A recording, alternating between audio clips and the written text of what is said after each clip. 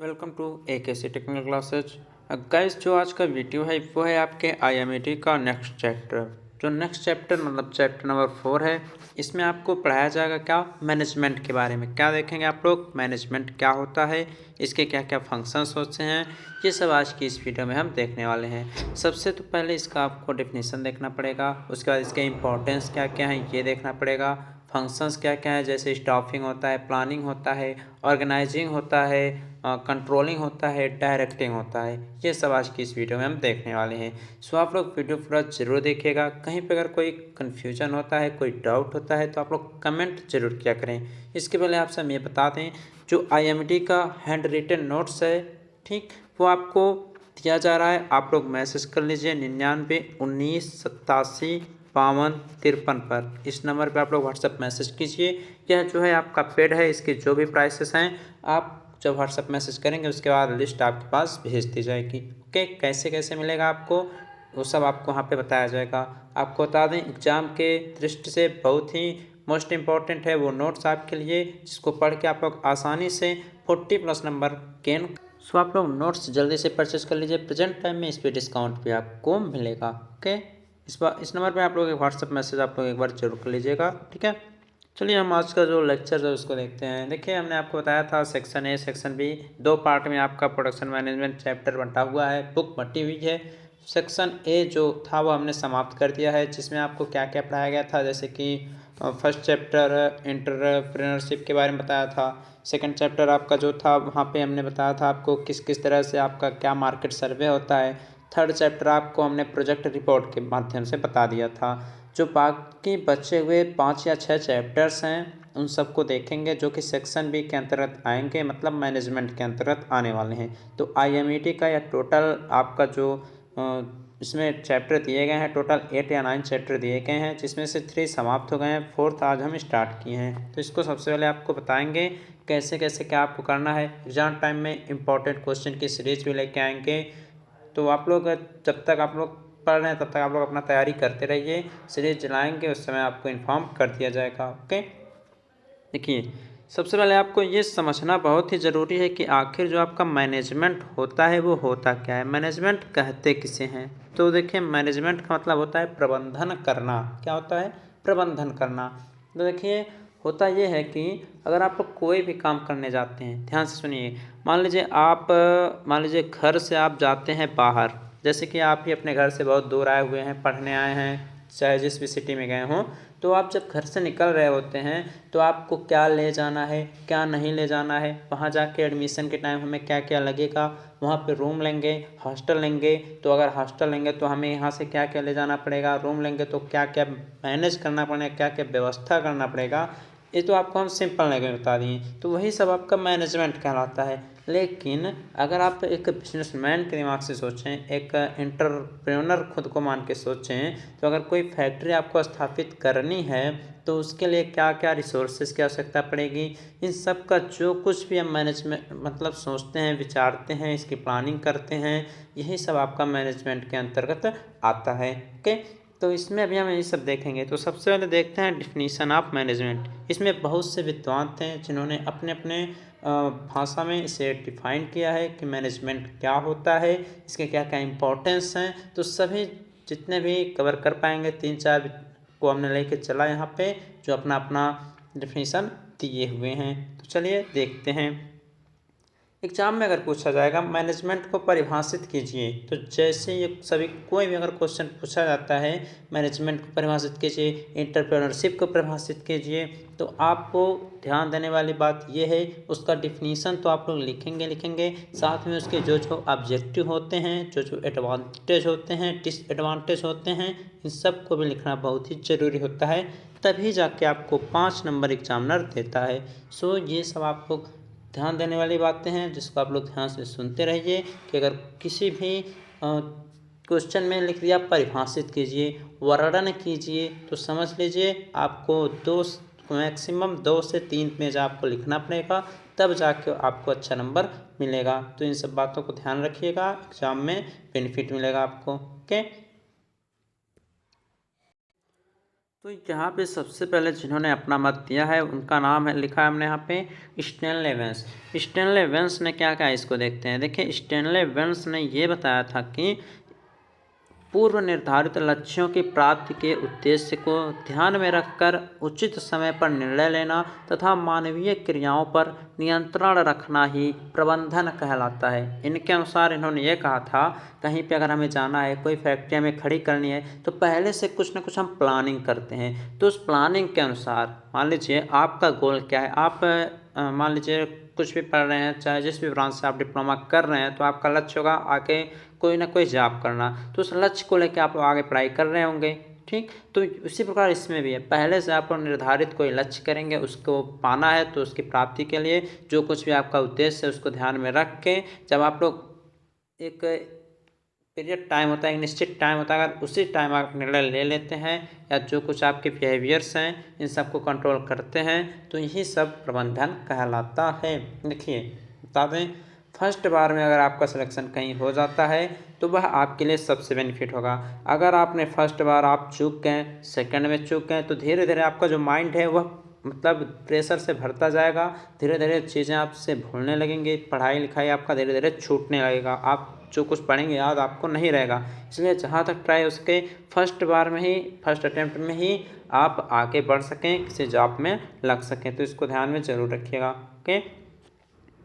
Second इन्होंने बताया था जो है Koontz and O'Donnell. Koontz and O'Donnell के अनुसार इन्होंने ये बताया था कि किसी प्रतिष्ठान में एक ऐसे आंतरिक वातावरण का निर्माण करना तथा उसे बनाए रखना जिसमें कोई व्यक्ति समूह में कार्य करते हुए दक्षतापूर्वक तथा प्रभावकारी तरीके से कार्य कर सकें तथा समूह के निर्धारित लक्ष्य की प्राप्ति कर सकें। मेन इंपॉर्टेंस आपको यही बताएंगे, प्लानिंग करना सबसे ज़रूरी होता है। किसी भी कार्य को शुरू करने से पहले प्लानिंग करना, प्लानिंग भी आपको अभी मिलेगा इसमें, फंक्शन ऑफ मैनेजमेंट जो है वहाँ पे, ठीक ना। तो मेन काम होता है आपका प्लानिंग करना। जब प्लानिंग करेंगे, पहले से अपने लक्ष्य को निर्धारित करेंगे, उसके आधार पे अपनी पढ़ाई लिखाई करेंगे, या अपनी फैक्ट्री खोलना है आपको, उस बेस पे आप शुरू से अपना बेस जब मजबूत करेंगे तभी आप अपने लक्ष्य तक पहुंच पाएंगे। तो इन्होंने यही बताया था कि कोई भी प्रतिष्ठान या कोई समुदाय रहे जहाँ पर आंतरिक वातावरण का निर्माण हो सके, उसको बनाया जाए, उसका माहौल अच्छा रहे, समूह में कार्य करें, इन सब का जो तरीका होता है, इन सब के अगर आप अपने लक्ष्य तक पहुंच जाते हैं वो आपका मैनेजमेंट कहलाता है। ये सब देखिए छोटे छोटे डिफिनेशंस हैं, इसको आप लोग नोट डाउन कर लीजिए, थोड़ा थोड़ा समझते हुए भी आप लोग चलिए आगे। एफ डब्ल्यू टायलर ने बताया था, आपको बता दें इनका सिद्धांत भी आपसे एग्जाम में पूछा जाता है। एक एफ डब्ल्यू टायलर और एक हेनरी फेयोल, ध्यान से सुनिए, एक आपके हैं हेनरी फेयोल और एक है आपके एफ डब्ल्यू टायलर। 5 नंबर का क्वेश्चन हर बार दोनों में से एक पूछा जाता है। सो आप लोग इसको ध्यान से पढ़िएगा और समझते हुए भी चलिएगा। जब आपका ये सिद्धांत पढ़ाएंगे तो आप लोग वहाँ पे नोट डाउन करते हुए जरूर चलिएगा।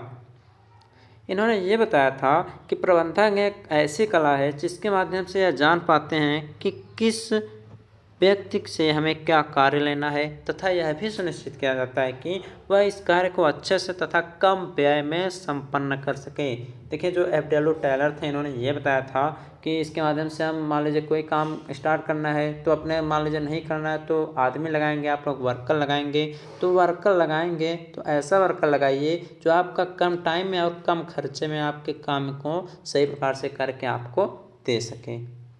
इस प्रकार इन्होंने ये भी कहा था कि हम कह सकते हैं कि प्रबंधन एक सामाजिक प्रक्रिया है जिसके अंतर्गत पूर्व निर्धारित लक्ष्यों की पूर्ति हेतु आपका नियोजन मतलब कंट्रोलिंग, संगठन, समन्वय, नियंत्रण द्वारा मानवीय तथा भौतिक संसाधनों में समन्वय रखा जाए। देखिए इन सब के बारे में अभी आपको हम डिस्कस करके आगे बताने वाले हैं। जो ये सब समझ लीजिए आपका एक फंक्शन होता है मैनेजमेंट का। सो आप लोग इसको ध्यान से समझिएगा, ये सब अभी आपको हम आगे बताने वाले हैं। इसके पहले आपको बता दें ये था आपका मैनेजमेंट का डिफिनीसन। अलग अलग विद्वानों ने अलग अलग अपने मत दिए थे, इसको आप लोग नोट डाउन जरूर कीजिएगा।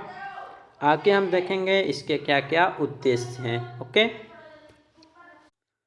यहाँ पे आगे जो है वो है आपका कैरेक्टरिस्टिक्स और इम्पोर्टेंस ऑफ मैनेजमेंट। जो भी इम्पोर्टेंस है प्रबंधन का उसको देखते हैं। इसमें देखिए सबसे पहले क्या लिखा गया है, इन सबको देखिए मैनेजमेंट आप समझ ही गए होंगे। अब इसके बाद इसका इंपॉर्टेंस क्या है इसको देखते हैं, उसके बाद फंक्शन क्या है इसको देखेंगे। तो सबसे पहले इसका इंपॉर्टेंस जो है उसको देखते हैं। इसमें देखिए फर्स्ट लिखा गया है कि यह एक विशेष प्रक्रिया होती है जिसमें नियोजन, संगठन, समन्वय तथा आपका जो कंट्रोल होता है इन सब का समावेश रहता है।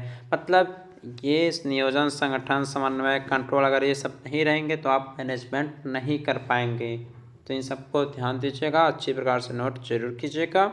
एक बार फिर से बोलते हैं, नोट्स के लिए हमें प्रारंभ में ही आपको पहले ही बता दिया है, वीडियो स्टार्ट करने से पहले ही कहाँ से आपको नोट्स दिया जाएगा, नोट्स पेड हैं या फ्री हैं, ये सब आपको हमने पहले ही इस वीडियो में बता दिया है। सो आप लोग स्टार्टिंग में जाके एक बार देख जरूर लीजिएगा। ओके।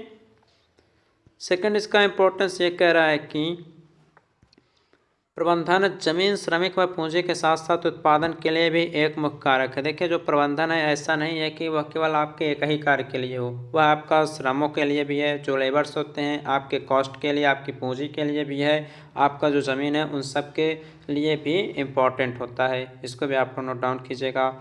थर्ड आपका लिखा गया है कि जो प्रबंधन होता है वह पूर्व परिभाषित उद्देश्यों को प्राप्त करने की प्रक्रिया होती है। मतलब जो कुछ आप पहले अपना प्लान किए होते हैं उन सब के लक्ष्यों की प्राप्ति के लिए भी आप लोग मैनेजमेंट की तरफ जा सकते हैं। फोर्थ आपका यहाँ पे ये कह रहा है कि संगठन के किसी भी स्तर पर होने वाले सामूहिक गतिविधियों में प्रबंधन के सिद्धांत तथा टेक्निक समान रूप से लागू होते हैं। तो जो प्रबंधन का सिद्धांत है तो आपको आगे बताएंगे, उसके बाद आप ये सब कुछ जान जाएंगे कि आखिर प्रबंधन का सिद्धांत होता क्या है, F.W. टेलर ने क्या बताया, हेनरी फेयोल ने क्या बताया, ये सब आपको आगे हम बताएंगे। तो इसमें जो इसका प्रिंसिपल ऑफ मैनेजमेंट होता है ये भी शामिल होता है और जो टेक्नोलॉजी होती है वो भी मैनेजमेंट के अंतर्गत आती है। नेक्स्ट आपका ये भी लिखा गया है कि प्रबंधक को निर्णय लेने का अधिकार होता है। जैसे मैनेजमेंट कौन करेगा, जो मैनेजमेंट करेगा उसे मैनेजर कहेंगे। जैसे कि आपके कॉलेज में प्रिंसिपल होते हैं जो सब कुछ अपना देखते हैं, मैनेज करते हैं। आपके सभी ब्रांच के अलग अलग HOD होंगे जो आपका सब काम देखते होंगे, आपकी पढ़ाई कैसे चल रही है इन सब के बारे में डिस्कस करते होंगे। वो आपकी स्कॉलरशिप से लेके आपके जितने भी कागजी कार्रवाई जो कुछ भी होती होगी वो आपके HOD लोग देखते होंगे। HOD के बाद वो काम आपके प्रिंसिपल के पास आता है। तो आपका मैनेजर कौन है, आपका HOD है। तो वो क्या करता है, आपका टोटल देखता है कौन स्टूडेंट क्या कर रहा है, कौन रेगुलर आ रहा है, कौन नहीं आ रहा है, किसको सेशनल कम देना है, ज़्यादा देना है, वो सब उसके ऊपर ही डिपेंड रहता है। उसी प्रकार से जो मैनेजर मतलब कंपनी के क्षेत्र में जो प्रबंधक होता है उसको निर्णय लेने का अधिकार होता है कि निर्णय लेने का अधिकार होता है। जैसे कि एक मार्केटिंग मैनेजर को ही देख लीजिए। जो मार्केटिंग मैनेजर होता है वह यह निर्णय लेता है कि कौन कब और कैसे बाज़ार जाएगा। आप लोग देखते होंगे जो बड़े बड़े सब्जी मंडी होते हैं वहाँ पे क्या होता है कि सबकी लाइनें लगी होती हैं, सबका क्रम होता है। ये नहीं होता कि आपका एक 10 मिनट 15 मिनट का टाइम रहता है सभी व्यापारियों के लिए, इतना देर रहना है आपका चाहे बिके या ना बिके। ठीक, तो इसी प्रकार से आपका प्रबंधक भी होगा, आपकी कंपनी का एक मैनेजर भी होगा जो सब कुछ काम आपका देखेगा। सिंपल तौर पे आप अपने कॉलेज के प्रिंसिपल को देख लीजिए, अपने HOD सर को देख लीजिए। इस प्रकार से समझ लीजिए आपका एक मैनेजर अपना काम करता है। आगे आपका है इसमें फंक्शन ऑफ मैनेजमेंट। मैनेजमेंट के जो कार्य हैं उसको देखते हैं। पूछा जाता है आपसे एग्जाम में कि स्टाफिंग क्या होता है, कंट्रोलिंग क्या होता है, डायरेक्टिंग क्या होता है, ऑर्गेनाइजिंग क्या होता है, कंट्रोलिंग क्या होता है, प्लानिंग क्या होता है। इन सब को आपको अच्छे प्रकार से डिफाइन करना पड़ेगा। कभी कभी एग्जाम में क्वेश्चन 5 नंबर में पूछा भी जाता है। तो आगे वही है फंक्शन ऑफ मैनेजमेंट। देखिए जो प्रबंधन का कार्य होता है वो तो बहुत सारे हैं, 15-20 बहुत सारे, मतलब आप कह नहीं सकते हैं। जैसे हर क्षेत्र में अलग अलग काम, लेकिन आपके सिलेबस में जो है वो पढ़ना क्या है कुछ मुख्य दिए गए हैं। जैसे कि आपका फर्स्ट रहेगा प्लानिंग। ठीक, फर्स्ट आपको पढ़ना है प्लानिंग। सेकंड आपको पढ़ना है, सुन लीजिए, ऑर्गेनाइजिंग। थर्ड पढ़ना है आपको स्टाफिंग। फोर्थ आपका डायरेक्टिंग। फिफ्थ आपका कंट्रोलिंग। बस यही 4 या 5 जो भी हैं यही सब आपको इस चैप्टर में पढ़ने हैं। इसके अलावा आपका बाहर से नहीं पूछा जाएगा क्योंकि सिलेबस में बस आपके 5 ही फंक्शंस मैनेजमेंट के दिए हुए हैं। बुक में देखा जाएगा तो आपके 10 या 12 दिए हुए हैं, लेकिन सिलेबस में 5 है तो आपको 5 ही पढ़ाया जाएगा। फर्स्ट आपका प्लानिंग। समझते हैं प्लानिंग का मतलब क्या होता है। कोई मैनेजर होता है उसको करना पड़ता है सबसे पहले प्लानिंग। तो प्लानिंग होता क्या है इसको देखते हैं। देखिए प्लानिंग क्या है। प्लानिंग का अर्थ होता है नियोजन करना। नियोजन मतलब आप लोग सोचते हैं कि हमारा एग्ज़ाम आ गया है, 1 महीना बचा हुआ, तो आप अपना टाइम टेबल बनाते हैं, प्लानिंग करते हैं कि एक दिन में 2 चैप्टर पढ़ेंगे, 3 चैप्टर। वही प्रक्रिया कुछ इसमें भी है। लिखा क्या है कि नियोजन सभी प्रबंधन क्रियाओं का मूल होता है। इसका अर्थ होता है कुछ करने से पहले सोचना। जैसे कि कुछ भी करना है, प्लान करना का मतलब क्या, कोई काम आपको अगर भविष्य में आगे करना है उसके पहले आप लोग सोचते हैं, प्लान करते हैं। अर्थात यह एक प्रक्रिया है जो यह सुनिश्चित करती है कि क्या, कहाँ, कब, कौन, क्यों और कैसे किसी कार्य को किया जाना है। जैसे कि आप अपने एग्ज़ाम को लेकर ही चलिए, आप प्लान करते हैं कि कौन सा सब्जेक्ट हमें कब पढ़ना है, कैसे पढ़ना है, खाना खाने के बाद कौन सा सब्जेक्ट पढ़ना है, अगर घूम के आते हैं तब कौन सा सब्जेक्ट पढ़ना है, क्यों पढ़ना है, क्योंकि आपका एग्ज़ाम है। तो ये सब जो होता है ये सुनिश्चित किया जाता है आपका प्लानिंग के अंतर्गत। इसमें ये भी लिखा गया है कि नियोजन से लक्ष्य का निर्धारण होता है, नीतियाँ तय की जाती हैं, विधियाँ, कार्यक्रम तथा योजनाएं भी तैयार की जाती हैं। देखिए, जो प्लानिंग होता है इसके माध्यम से आप अपना लक्ष्य भी निर्धारित कर सकते हैं कि मान लीजिए आप अपना डिप्लोमा फाइनल कर चुके हैं, जेई का, एसएससी जेई का एग्ज़ाम देना है, उस बेस पे आप लोग प्लान करते हैं और अपने लक्ष्य तक भी आप पहुंच जाते हैं, अपना रणनीतियाँ बना लेते हैं, क्या हमें करना है, क्या नहीं करना है। तो समझ गए होंगे आप लोग प्लानिंग क्या होता है। अगर आप मैकेनिकल इंजीनियरिंग के स्टूडेंट होंगे तो आप लोग प्रोडक्शन मैनेजमेंट पढ़े होंगे, तो चैप्टर फर्स्ट में प्लानिंग और कंट्रोल ये सब आप लोग पढ़े होंगे। तो फर्स्ट कार्य समाप्त हो गया, प्लानिंग। सेकंड आपका आता है इसमें ऑर्गेनाइजिंग। ऑर्गेनाइजिंग का मतलब होता है संगठन के बारे में थोड़ी जानकारी प्राप्त करना। तो ये क्या होता है इसको समझते हैं। देखिए, जितने भी कार्य हमने बताया है इन सब को आप लोग अच्छी प्रकार से लर्न। तो ऑर्गेनाइजिंग का मतलब होता है संगठन, इसको समझते हैं। इसका भी मेन रोल होता है मैनेजमेंट के लिए। तो प्लानिंग समझ लिया होगा आपने अच्छी प्रकार से, उसका एग्जांपल, कई प्रकार का एग्जांपल लेके हमने समझाया। आगे आपका ऑर्गेनाइजिंग आता है। तो ऑर्गेनाइजिंग क्या है इसको देखते हैं।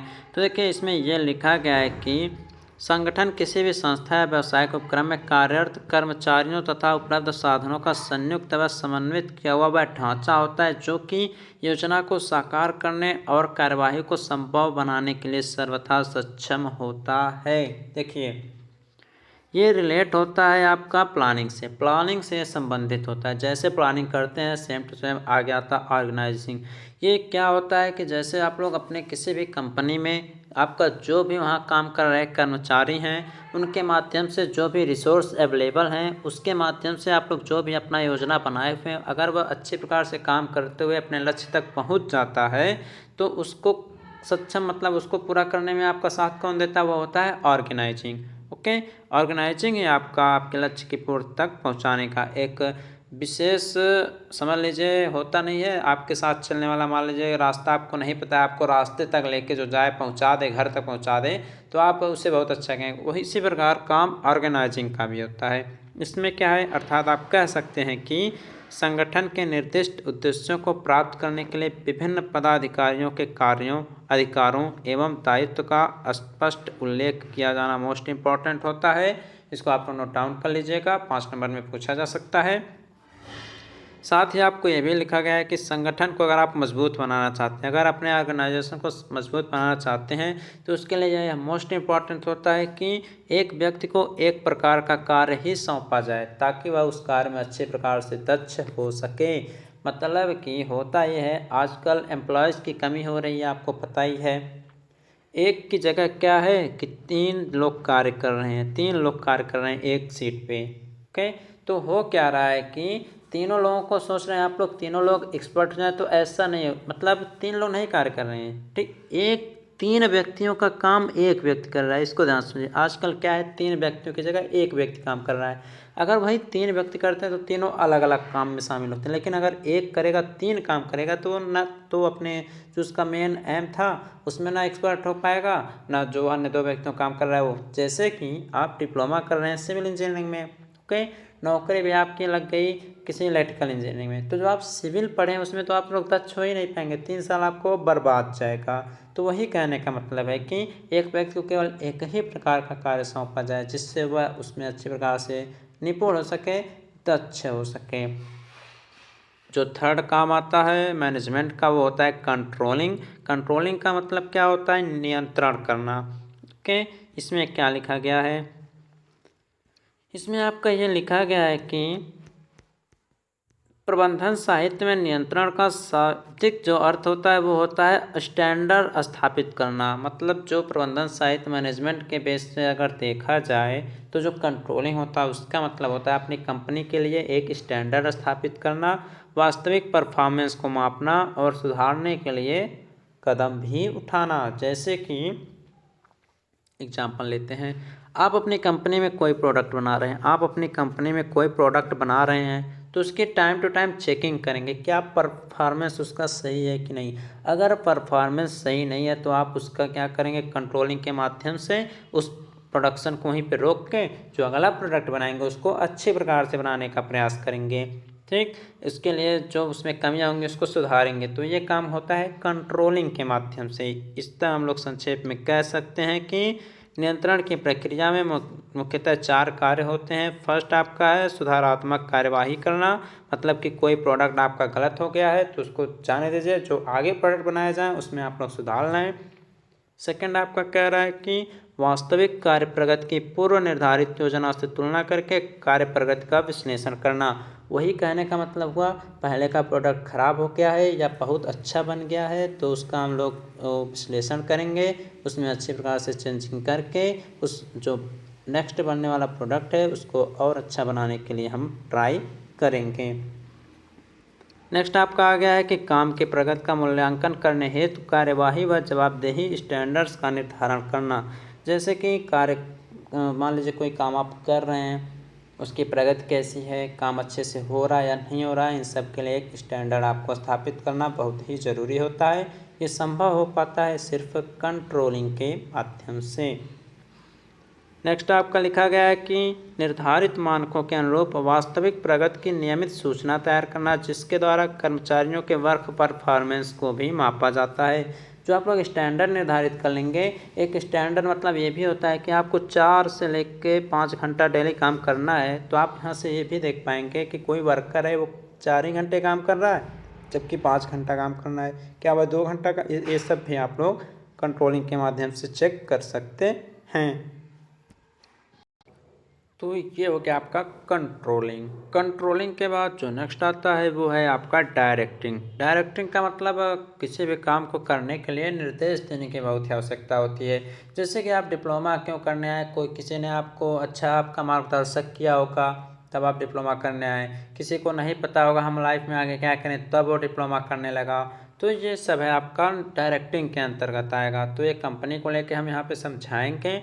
यहाँ पे लिखा गया है कि सही अथवा उचित निर्देशन उद्योग अथवा उपक्रम की सफलता और अस्तित्व को बनाए रखने के लिए अति आवश्यक है। जैसे कि आपकी लाइफ के लिए लिया गया जो निर्णय होता है वो बेनिफिट होगा या ख़राब होगा, वो जब लाइफ अपना डिसीजन लेते हैं तभी आपको पता चल जाता है। डिप्लोमा क्या सोच के आप लोग आए हैं, क्या डिप्लोमा करने क्या सोच के आए हैं, ये सब आपने सोचा विचारा होगा तभी आपने यहाँ पे पॉलिटेक्निक में एडमिशन लिया होगा। तो इसी प्रकार से यही है जो डायरेक्टिंग होता है, मेन इसका उद्देश्य यही होता है। अगर सफलता पानी अपने उद्योग को लेके, अपने फैक्ट्री को लेके, तो एक अच्छा निर्णय आपको लेना जरूरी होता है। कोई भी गतिविधि केवल तब प्रारंभ की जा सकेगी जब प्रबंधक अपने अधीनस्थ कर्मचारियों को आवश्यक निर्देश देते हैं कि क्या कार्य कब करना है और कैसे करना है। सेम टू सेम काम है। बड़े अधिकारी छोटे अधिकारियों को, छोटे एम्प्लॉयज़ को यह ऑर्डर दे देते हैं, आपको ये काम कराना है, आपको वो काम कराना है, इसको कब करना है, कैसे करना है। मतलब एक अधिकारी के अंडर में जितने उसके कर्मचारी आएंगे उनको ऑर्डर दे देता है कि क्या कब करना है, कब करना है, कैसे करना है, क्यों करना है, सब वो देता रहता है। तो ये सब डायरेक्टिंग के अंतर्गत आते हैं। इसमें 2-3 कार्य आते हैं जिसमें आपको ये लिखा गया है। फर्स्ट है कि संस्थान के अंदर अपने अधीनस्थों को निर्देशन प्राप्त करना, जिससे किसी के मन में जो शंका ना रहे और संस्थान का कार्य सुचारू रूप से चलता रहे। जो आपका मैनेजर होता है, किसी भी संस्थान का मैनेजर है, अपने वर्कर्स को, अपने एम्प्लॉयज़ जो कुछ उसके रहेंगे उनको निर्देश देगा कि निर्देश जब सबको एक समान मिलेगा कि सबको एक समान कार्य करना है तो लोगों में मतभेद नहीं पैदा होगा, तो आपका काम जो है बिना रुके आगे चलता रहेगा। सेकंड, आपको संस्था में सुचारू रूप से काम कराने के लिए अधीनस्थों का मार्गदर्शन जरूर करता रहना चाहिए। जो बड़े अधिकारी हैं उनके अंडर में जितने कर्मचारी काम करते रहें उनको आप लोग हमेशा मोटिवेट करते रहें, जिससे आपका काम ना रुके, अच्छे प्रकार से चलता रहे। थर्ड आपका है अधीनस्थ द्वारा संपन्न किए गए कार्यों का पर्यवेक्षण करना चाहिए। मतलब आपके अंडर में जो वर्कर्स हैं उनको देखना चाहिए कार्य जो कर रहे हैं वो सही कर रहे हैं या नहीं करना चाहिए, जिससे सुनिश्चित किया जा सके कि कार्य योजना के अनुसार संपर्क हो रहा है या नहीं हो रहा है। पता चले 10 प्रोडक्ट आप बनाना है आपको 5 दिन में और 10 प्रोडक्ट आपका बन रहा है 7 दिन में, तो 2 दिन का आपका लॉस हो रहा है, आपकी कंपनी का लॉस हो रहा है, लेबर्स, श्रम, इलेक्ट्रिक वगैरह सब कुछ लॉस हो रहा है। तो इन सभी बातों को ध्यान देना चाहिए, खुद जाके उसका निरीक्षण करते रहना चाहिए। तो ये था डायरेक्टिंग का। अब जो आपका नेक्स्ट आता है और लास्ट जो आता है फंक्शन मैनेजमेंट का, वो आता है स्टाफिंग। स्टाफिंग मतलब क्या होता है, आपका जो वर्कर है उनको नियुक्त कैसे करने हैं, ठीक, उनके नियुक्तिकरण भी तो करना पड़ेगा। तो ये भी मैनेजमेंट का एक वर्क होता है जो कि आपका आगे है। स्टाफिंग मतलब नियुक्ति करना। इसका अर्थ देखिए सामने सब लिखा गया है कि इसका अर्थ होता है नियुक्ति करना, अर्थात यह एक निरंतर चलने वाली प्रक्रिया है जिससे कर्मचारियों के रिक्त स्थानों को भरा जाता है और नए सृजित स्थानों की नियुक्तियाँ की जाती हैं। जैसे कि आप अपने गवर्नमेंट को देख लीजिए, जब आर्मी में सेना की कमी पड़ती है तो उसकी वैकेंसी निकाली जाती है, जेई की कमी होती है जेई की वैकेंसी निकाली जाती है, और आपका टीचर्स की कमी हुई तो टीचर की, जैसे हर विभाग में जब जितने कर्मचारियों की कमी पड़ती है, जैसे रिटायर भी होते रहते हैं लोग ना, तो कमी पड़ती रहती है, तो वही होता है कि खाली स्थानों की नियुक्ति के लिए इम्पोर्टेंट होता है स्टाफिंग। तो ये भी आपका यह मैनेजमेंट का एक काम होता है। इसके भी अलग अलग एम्प्लॉयज़ होते हैं जो आपका कार्य देखते रहते हैं। इसमें यह भी लिखा गया है कि व्यावसायिक संस्थान के प्रबंधक द्वारा अपने अधीनस्थ कर्मचारियों का चयन करना, उन्हें प्रशिक्षित करना, जैसे होता नहीं है इंटरव्यू होता है, आपका ट्रेनिंग चलती रहती है, आपका प्रशिक्षण होता रहता है, उनकी सेवानिवृत्त करना भी प्रायः नियुक्ति करना या स्टाफिंग के अंतर्गत आता है। इस क्रिया के अंतर्गत बहुत सारे कार्य होते हैं जैसे भर्ती, चयन, नियुक्ति, प्रशिक्षण इत्यादि। तो आप आसानी से इन सब को समझ गए होंगे। जो कुछ भी बताया है अच्छी प्रकार से नोट डाउन करिएगा, 2-3 बार पढ़ने के लिए भी ट्राई कीजिएगा जिससे एग्ज़ाम में आपको बेनिफिट मिल सके, और इन सबको नोट डाउन ज़रूर कर लीजिएगा। नोट्स के लिए आपको फिर से बताते हैं, वीडियो स्टार्ट करने से पहले ही आपको हमने मतलब पढ़ाने से पहले ही आपको हमने इसी वीडियो में शुरू में बताया था नोट्स आपको कहाँ से मिलेंगे। टोटल हैंड रिटन नोट्स हैं, हिंदी लैंग्वेज में दिए जा रहे हैं। आपको कहाँ से मिलेगा, कैसे मिलेगा, वीडियो स्टार्ट करने के पहले ही आपको हमने बता दिया था। सो आप लोग एक बार ज़रूर देखें और नोट्स परचेज जरूर कर लें। एग्ज़ाम टाइम में काफ़ी फ़ायदा होगा आपको नोट्स से। जो कुछ पढ़ाया जा रहा है आपको ये सब नोट्स के अंतर्गत ही हैं, नोट्स में थोड़ा आपको और अधिक मिलेगा। ओके, जो कुछ भी आपको ना समझ में आए आप कमेंट किया करें। इसके अलावा आप इंस्टाग्राम पे भी फॉलो कर सकते हैं, वहाँ से भी आपकी समस्याओं का निदान किया जाएगा। धन्यवाद।